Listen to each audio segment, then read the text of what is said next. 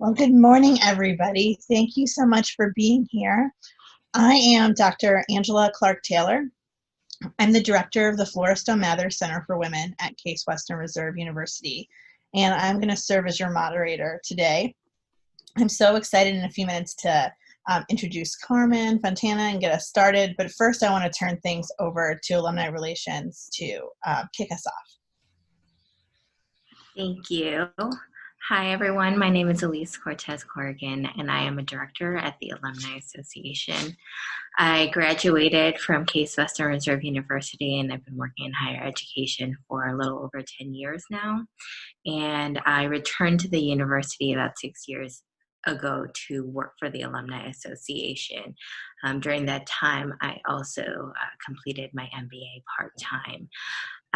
As with many women of wonder, I wear many hats, including being a mother of a 6-month-old. So I appreciate your grace in advance if he decides to make an appearance. That's just how he is these days. But I want to, on behalf of the Alumni Association, thank you and welcome you to our program. The Alumni Association strives to bring valuable programming through all of our platforms to connect you with each other and to reconnect you to your alma mater. Now, I think more than ever, you may be seeking community or closeness with folks you can trust and grow with. And we appreciate you seeking that community through this program and hope that we can help you fulfill those goals. So as a way to find out what those goals may be, we have a poll that we're going to administer right now to help learn a little bit more about where you are currently in your professional life, and then also what your goal is or what you hope to achieve by coming here today. So if we can go ahead and hit that, and then if during the next few minutes, if you could just answer that poll. A brief history about the Women of Wonder. We started in 2018 and it continues today as a collaboration between the Flora Stone Mather Center for Women and the Alumni Association. We generally host 3 to 4 programs each year. And the goal is to showcase and celebrate achievements of esteemed alumni, to connect alumni across all common interests, and then to elevate professional development opportunities for you. So hopefully we have that opportunity today. We're always looking for additional candidates to highlight. So if you have any recommendations, please let us know. I will go ahead and include my email address in the chat box. And there are always many ways to connect with alumni, including our CWR Connect Alumni Career Network. It is an online directory and private community platform to message individuals and groups of alumni and students. So we'll be continuing after today. After today's discussion, we'll be continuing more discussions through our Women of Wonder community on that platform, to which everyone here has already been invited. So please let me know if you have any questions. I will, again, like I said, drop my email address in the chat box for everyone. A few small notes to type any questions you have as the conversation is going. Please go ahead and type them into the chat box. Dr. Clark-Taylor and Carmen will be able to see them and can answer them as necessary. We are recording this, so just FYI, and the recording will be made available afterwards, again, through that CWR Connect community. And you know, I hope you enjoy the conversation. And with that, I'm going to ask that we close the poll and then see if we can see what folks are trying to achieve today.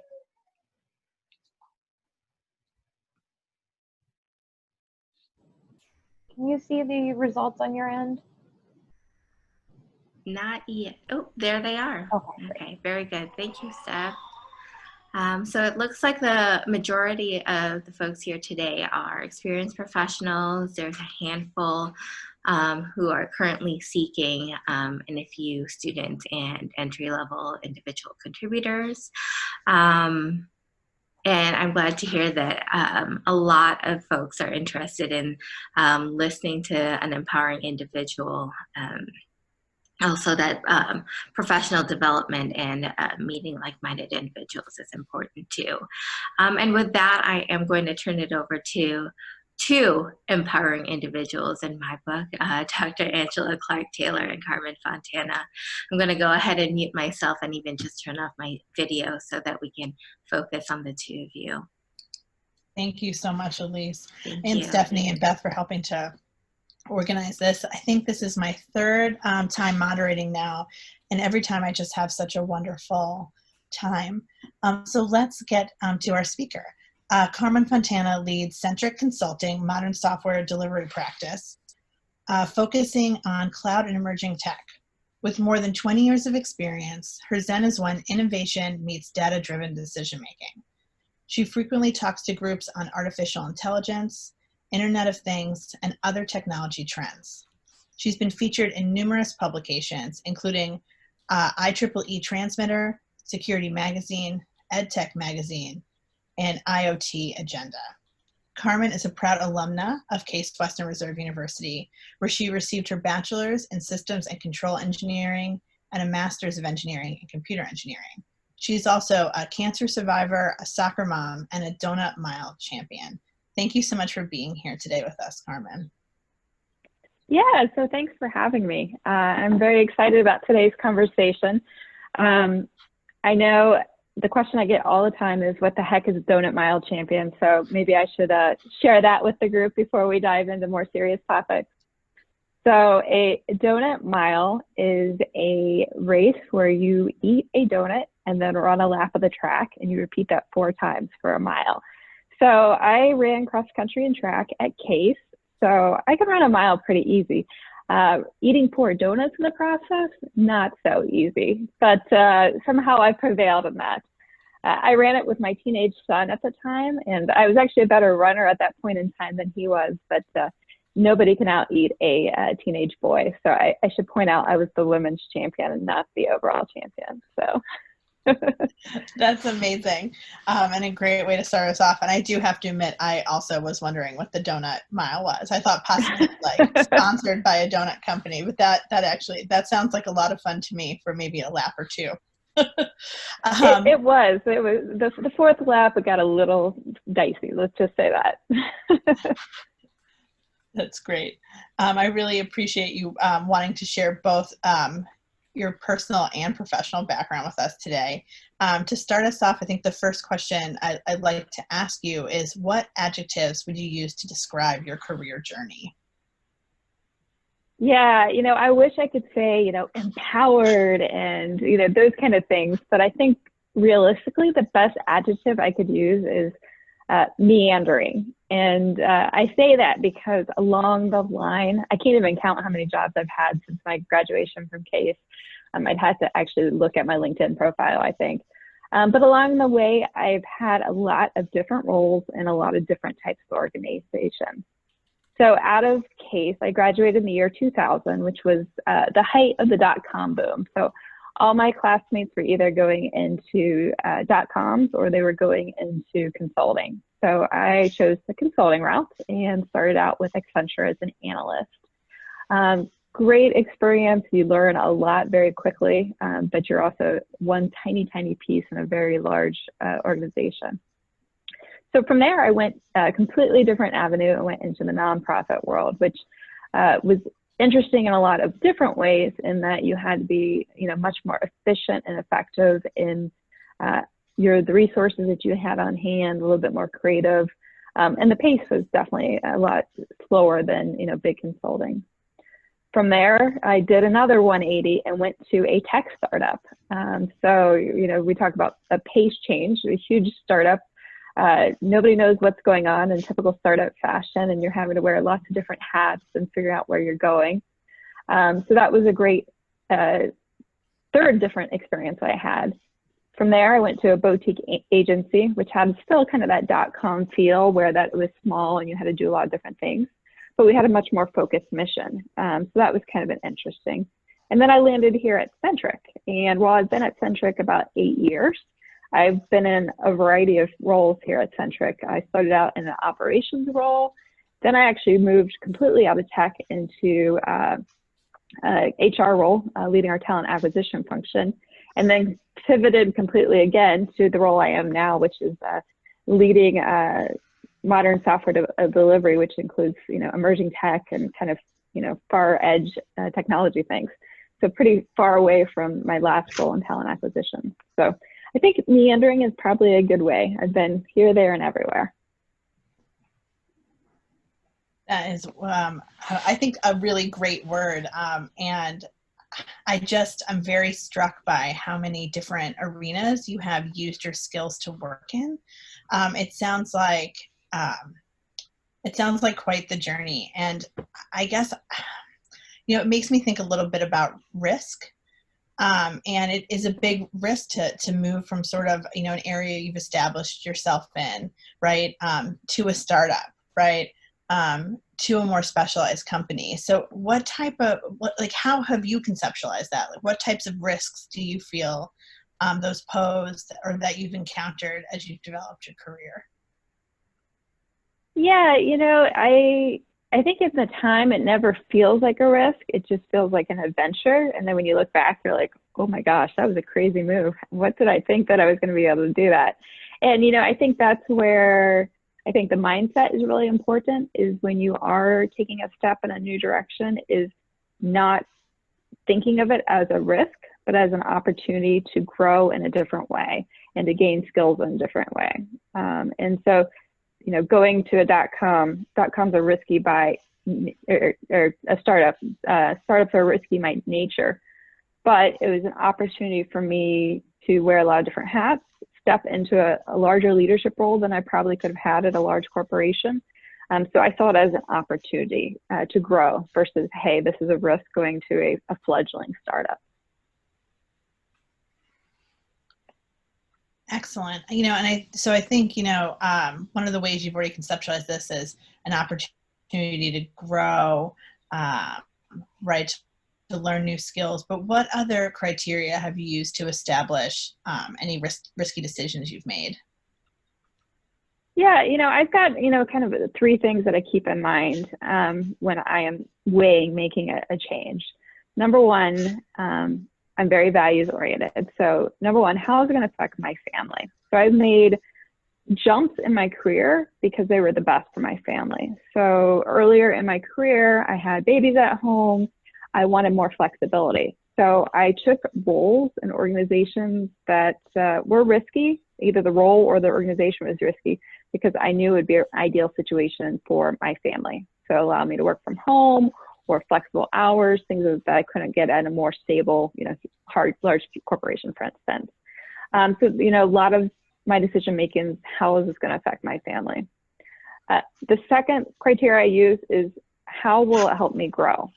So yes, I can make a change and go from job A at company A to job A at company B, but is that really a growth opportunity? So yes, is a risk, but is it going to allow me to grow in a new way that I haven't had the opportunity to do? And number 3 is, yes, risk, there's always a feeling in your gut of, okay, is this something I should be doing? Is it scary? And you have to do a gut check. Am I scared because it's something new, or am I scared for valid reasons? This isn't a good fit for my interests. It's not aligning to my values, this organization, that sort of thing. And you really have to do a lot of self-evaluation when you're feeling that in your gut. I wonder if you ever felt like any of the risks you took afterwards were the wrong move, and if so, how did you react to that? Yeah, it is a matter of framing. There's, certain roles, I look back and I said, ooh, the culture of that organization was not good. I can't believe I didn't spend more time thinking about that culture before I moved into that role. But I learned how to navigate political situations. I was able to understand how organizations are flawed when it comes to culture, which allowed me, when I'm in leadership roles down the road, to help establish better team dynamics and help create a strong and nurturing culture. So yes, you can make mistakes, but if you reframe them as, hey, this wasn't a great situation, but I learned so much from it, those mistakes become more learning moments. And so that's how I kind of look back. I can't say anything I did was a complete mistake, because I grew from every step along the way. You know, I really appreciate that about you, Carmen. I am very much what they call a Monday morning quarterbacker, where I'm like, I wish if I had done this differently, you know, and it's taken me a long time in my career to realize they've all been learning experiences, and use that to make things better. But also, you know, acceptance, I think, is really helpful to move us forward in our careers, right? Of where we've been and what we've learned. I'm wondering, are you interested in taking questions throughout or at the end? Go for it. I'm ready to hear what everybody has to say. Yeah, well, I've got a really interesting question that popped up in the chat that I just wanted to talk about before I thought we got too far away from it. So we have a question about moving to a tech startup. Can you tell us more about how you jumped and made that transition? Someone's doing the same, and their background has been in IT and consulting in the public sector and has not been smooth. So calling on your prior startup experience, taking products from inception to market, et cetera, could you talk a little bit about how you leveraged that as you moved into the startup? Yeah, so I moved to the startup, to be frank, because I knew it would give me more flexibility in my family life based on the situation. So that was the number one reason. The number two was I was intrigued. It was something different. And if you've always done one thing, which it sounds like the question asker has, you've got to, you know, a startup is an intriguing thing. You have to go into a startup with eyes wide open. Typically, they're very immature when it comes to personnel practices, business practices, operations practices. They might have an amazing product, but behind the magic curtain, there's a lot of stuff. And so you have to go in knowing that things aren't going to be perfect, but seeing that as an opportunity for you to step in and help take the chaos and tame it. And so I think that's interesting for somebody who has been either in consulting or in the public sector, where you understand how businesses should run, because you can bring that level of maturity and thought leadership to an organization that's nascent and help them grow and mature. So I think it's a really great opportunity for somebody with your background to bring a lot of value to a company that's just getting off the ground. Thank you so much, Carmen. You know, so you and I know what WISER is, but WISER, for folks on the webinar, is the Women in Science and Engineering Roundtable. It's a program of the Flora Stone Mather Center, and Carmen has participated in a couple of our mentoring events, working with our students, and getting to know you for the first time. Now I see why. That was great. That was great advice. I'm so happy that we're talking with you here today. And as we move into our next question, I encourage folks to put your questions into the chat and we'll work them into our conversation. I really like how you mentioned, you know, potentially being afraid of change, because as you know, one of the questions we wanted to ask you today is, you know, to what degree does the fear of change resonate with you as you're making these decisions in your career? Yeah, I think it's irresponsible if somebody didn't have fear of change, because then you're just doing stuff willy-nilly. You're not thinking through. If you're just jumping off the cliff every time that a cliff presents itself, that's not smart. So having a degree of fear of change is healthy and allows you to create better decisions, because you're going to think through things. You're going to be a little bit slower in your decision making, that sort of thing. The key is you got to find the balance between, okay, is this me making healthy decision making versus me just being paralyzed? And that's where you have to do a lot of self-thought. You know, I personally like to talk through it with other people, colleagues, your family members, trusted friends, because a lot of times they're not going to provide you the answer, but by verbalizing it and just saying the words out loud, you can come to that conclusion yourself.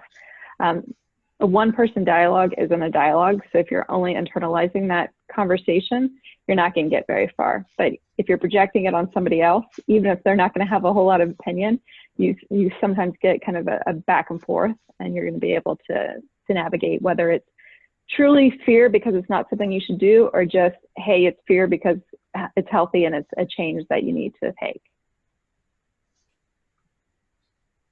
Thank you. So as we start to think about, we've talked a lot about successes with risk, navigating fear of change, lessons learned. Could you maybe describe for us a personal career success and a personal career failure? Let's start. Which way would you like to start? I don't know. And this one's, kind of hard because once again, failures are learning moments, right? And so let's start with the failure, because I think that's sometimes a little bit more authentic for people. When I look back at my career, once again, nothing is a failure, it's a learning moment. But I took on leadership roles, management roles very early on. I had 7 direct reports when I was 24. So I was just out of college. I didn't know what I was doing, right? And I was leading a team of people that were twice my age. And I didn't have any formal leadership training. It really was an opportunity just thrust on me. I knew it was a great growth opportunity, so I took that role. But I probably leapt in with a little too much vigor than I should have at that age, and did not, seek advice for how to be an effective leader, whether it's from people that have been there, done that, or training curriculum, that sort of thing. So I kind of just figured it out as I went. But I made a lot of mistakes there. I created a flawed culture because I manage people how I like to be managed, which is a typical first-time manager thing, is how you like to be managed, so you assume everyone likes to be managed that way. Which, had I had more experience or more guidance and mentorship, I would have realized that to be an effective manager, you have to manage everybody on your team how they want to be managed, not how you want to manage. As a result, the culture of the team was flawed. And the team wasn't as efficient and as effective as it could have been. So that was a failure in some ways, because I wasn't that great of a manager early in my career. But it was a learning moment for me, because I learned very quickly that managing one way isn't going to create team success. I had to be a manager in a different ways. And I also had to make sure I took out mentorship, read about how to be effective, which seeking help is another thing I learned, is, not just how to manage teams, but seeking help, whatever I'm going into, is very important. So we talk about successes. On the flip side of that, in the last couple of years, I've really wanted to grow my career in the thought leadership space. So writing for publications that you had mentioned, speaking to groups like this. And so as part of that, and I feel like I'm, definitely feeling like I'm getting successful in that space. But one of the key differences I made was early on in this journey, I reached out and found people that had already been there, done that, or also walking in the journey. So I worked with a professional thought leadership coach who has been there, done that, taught me how to be an effective speaker, how to be an effective writer. I have a colleague who's actually on the call, Jacqueline Adams, who is also walking in the journey with me in terms of thought leadership. And we do, every other week, we do personal accountability meetings where we help each other grow. And, those are 2 examples of where, hey, I'm moving in a new area. Instead of going at it alone, I sought out people that were great in this space and helped them grow me, versus early in my career when I just went at it on myself. I want to say, Carmen, I don't know how other folks are feeling, but you're speaking right to me with the thought leadership piece, both in, being a leader myself, running an organization, right? But also as a scholar of education leadership. It's so wonderful when you see knowledge like that permeate all areas of industry and professionalism, not just the academy. So it's just so exciting to me that you and your colleague are doing that, right, from the tech world. It's really exciting.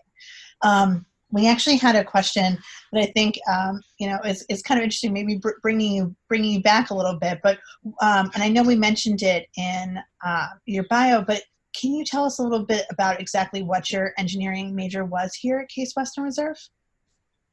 Yeah, so my undergrad major was systems and control engineering.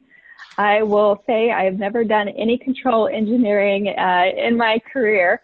But what was interesting, this is the late 90s, my senior project was building a model to model the RLC region. It was a huge agricultural wasteland, and modeling the environmental impact. And so this was late 90s. Nobody's talking about the environment. Nobody's talking about machine learning. I don't even know if that was a word back then. And it's been interesting because just in the last couple of years, both those items have been to the forefront. So I really think fondly back to my senior project career, and how it has become relevant 20 years later. On my master's degree, I pursued my master's degree a couple years after graduation. I did the engineering management program, which was a combination of basically an MBA and a master's in computer engineering.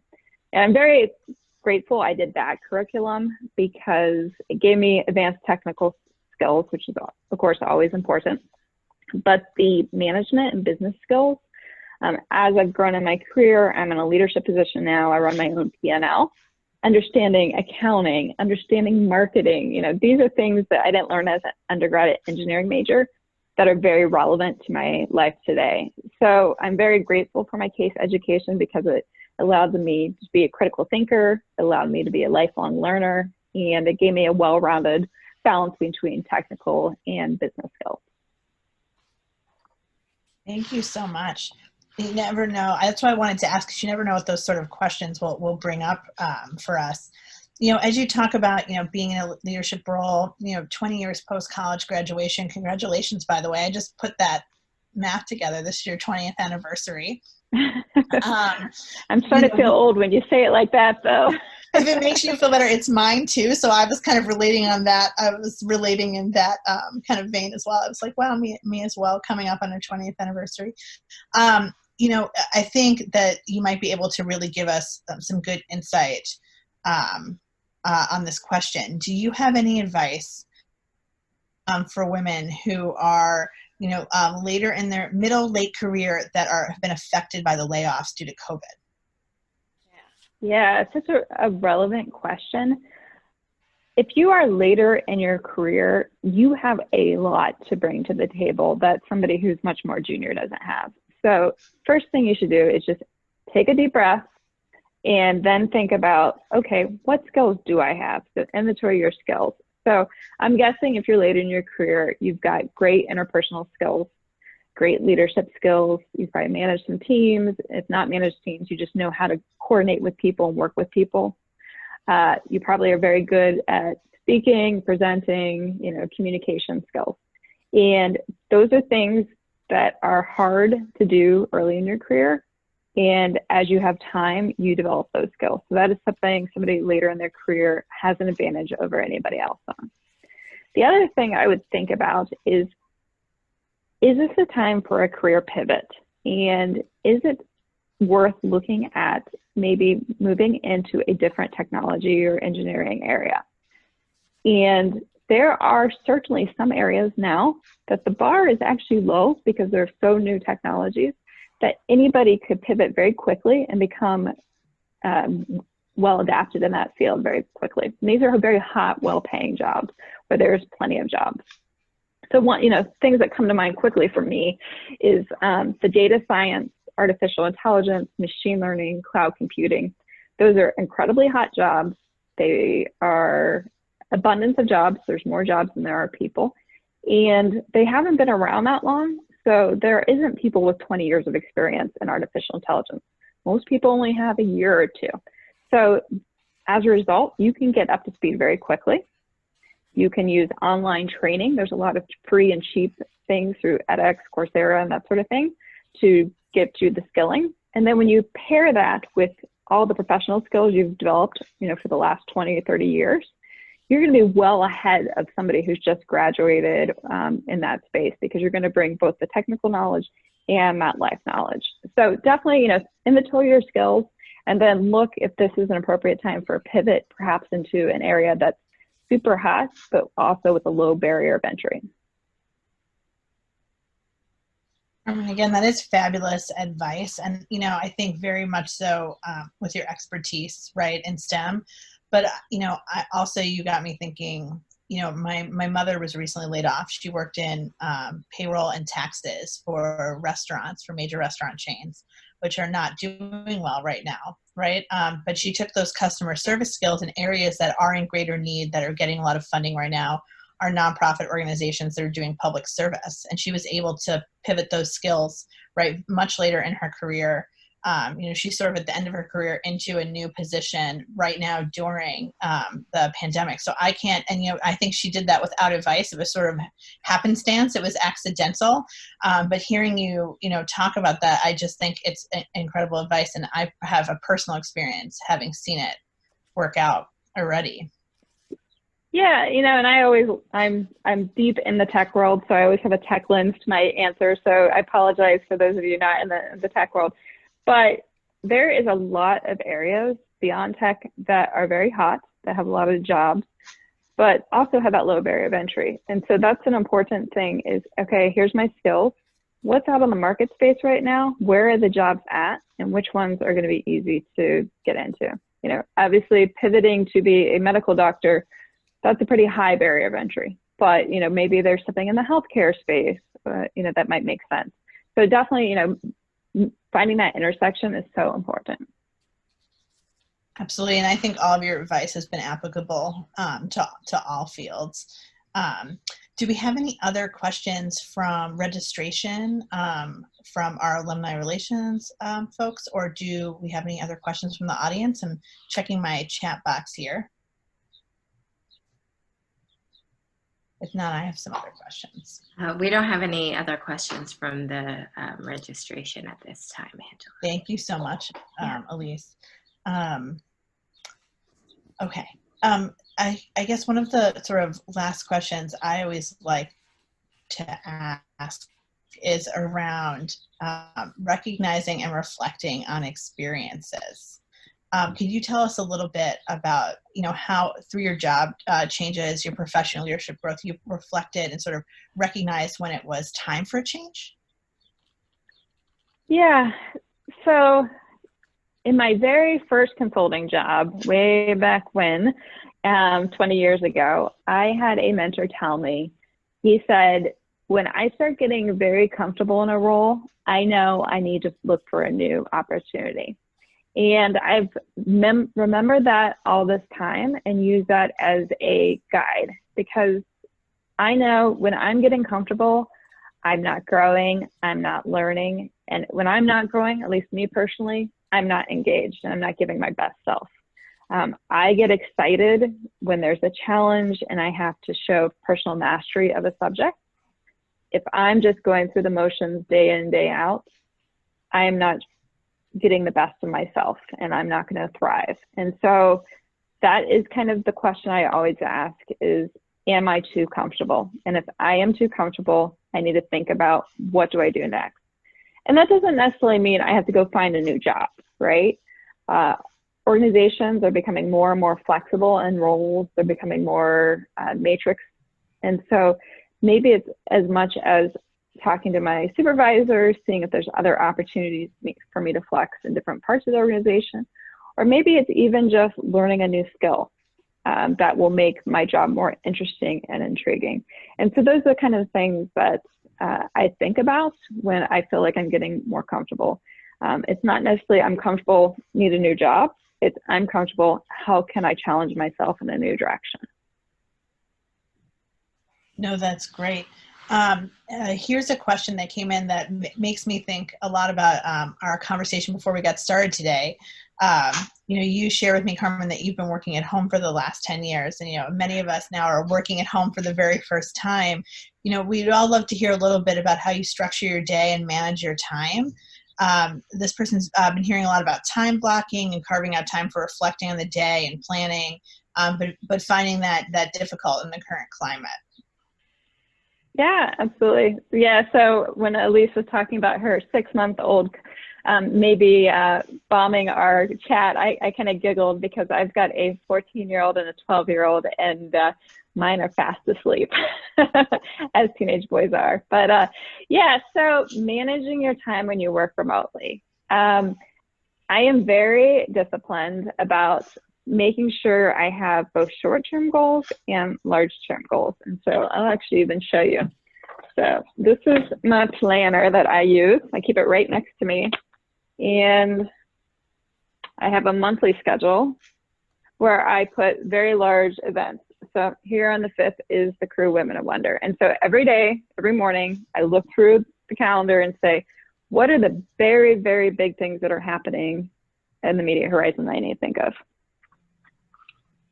And then I switch to,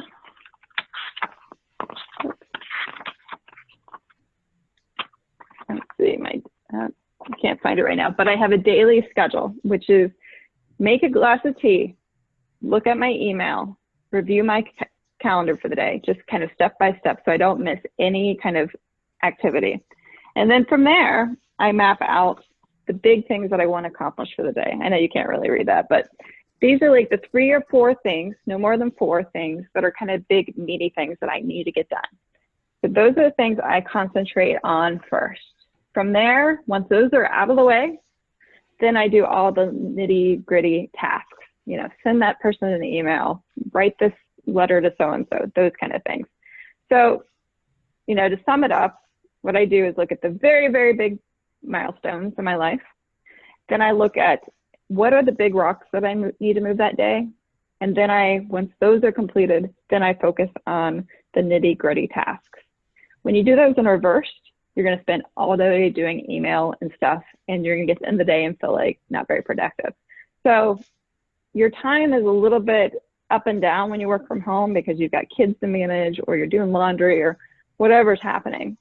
So if you're super focused on those big things, then you're going to get stuff done. Otherwise, you're just going to get stuck in the minutia of life, both at home and at work. That, again, is great advice. And was that a Panda planner? This was actually Clever Fox, available on Amazon. I don't know, $20. So yep. I don't know how many of you guys saw the meme. The worst financial decision I made in 2020 was ordering a planner. Certainly feel like that as I marked out all the things on my calendar in March and April. But in true honesty, having a planner during these crazy times has been helpful because it's something. It's a goal to focus on when the rest of your life is just a big enigma. Great, thank you. I thought folks might want that recommendation as well. So, as you think about building your team and hiring, another question we have is, what would inspire you to hire a more experienced or older worker over a younger or less experienced worker? Besides experience, obviously. Yeah, I enjoy hiring both groups for different reasons. The advantage the experienced workers have is obviously they have the knowledge because they've been there, done that. The other thing is, I've got a large team. I've got a lot of conflicting things. And the younger workers require a lot of time investment on my behalf because they just have never, experienced a lot of the things. And so I have to teach them along the way. With older workers, they've had that life experience. So there's less demand on my time. And a lot of times the older workers, because they've had a lot of experience, they bring a lot of interesting ideas on how we can do things differently, how we can run the business differently. And so I view them as somebody who adds versus, takes away from my time and my energy. I love working with younger people because they bring a lot of energy and enthusiasm. So I love, they bring in a different world. They're also a lot of times more skilled in the latest and greatest XYZ. So it's kind of a compliment, because you only have a limited amount of time as a manager to pour into your team. And so you want to pour into, once again, being the manager that the person needs. You need to pour yourself into part of your team and then let the other part of the team kind of thrive on their own, mentoring them versus managing them. And so with more mature employees, you're doing more mentoring, less managing. With your younger employees, you're doing more managing, less mentoring. And so it's just a balance there. Thank you so much. I relate to that as well. And I think it, speaks to the importance of having diverse teams, right? In all aspects. Absolutely. So we got a fabulous question that I think is a great way to close us off. Who inspires you professionally or personally? Oh gosh. There is no one. There is a lot of people. And one of the things that somebody suggested to me a couple years ago, and I can't even remember who, was seek out on social media, and in case in a professional context, Twitter and LinkedIn, people with different experiences than yourself.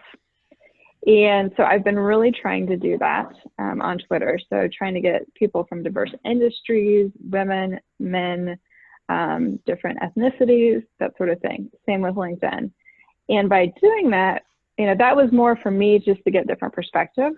But the result was I've actually been very inspired to see what other people are doing. Everybody's doing really amazing things. And I'm sure every single person on this call is doing really amazing things as well. And so being able to watch from afar, just people just killing it out there, it's just so inspiring to me. And I get so many interesting ideas. It challenges my way of thinking, which I think is really important in these times, is to take a step back and why do I think this way? Is there a different perspective out there? So that has been a really interesting thing for me. And especially now, as we all work from home, work remotely, I challenge you to go out there, you being everybody on this call, and to build those remote networks. People you know, people you don't know, and use that as a way to get inspired and as well as challenged. And I should say, feel free, reach out to me on LinkedIn. I always love creating dialogues with people on LinkedIn, so send me a LinkedIn request. And then on Twitter as well, I'm at Carmen Fontana. And, I hope I can be one of those, new voices for you as well. Thank you so much. I love that you can get inspiration from many people and from, it could be people who are influential nationally as leaders, right? But it can also be those in our expanding networks. I really, really love that. I want to thank you so much for being here today. I feel like every time I do one of these, I'm like, my next, this one's my favorite, right? And then I do another one, I'm like, this one is my favorite. We just have such fabulous that's alumni. The point. Everybody is inspiring, right? All of us have a great story to tell.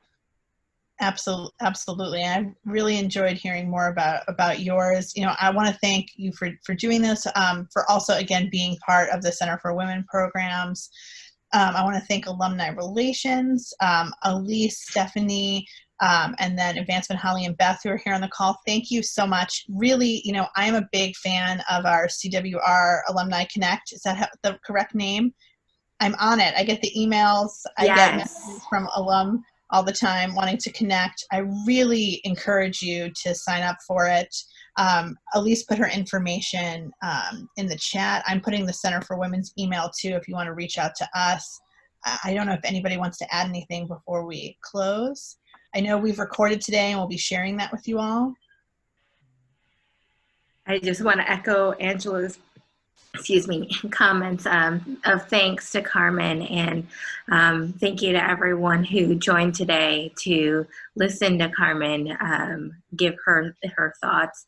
I really appreciate your time, and again, just to seek out this community and learn from this empowering voice. I also want to thank Stephanie, who has been our kind of technical support today. So I really appreciate that. And thank you, everybody. And definitely keep in contact with us. We will be doing this again very soon. So we'll let you know. Thank you. Thanks all.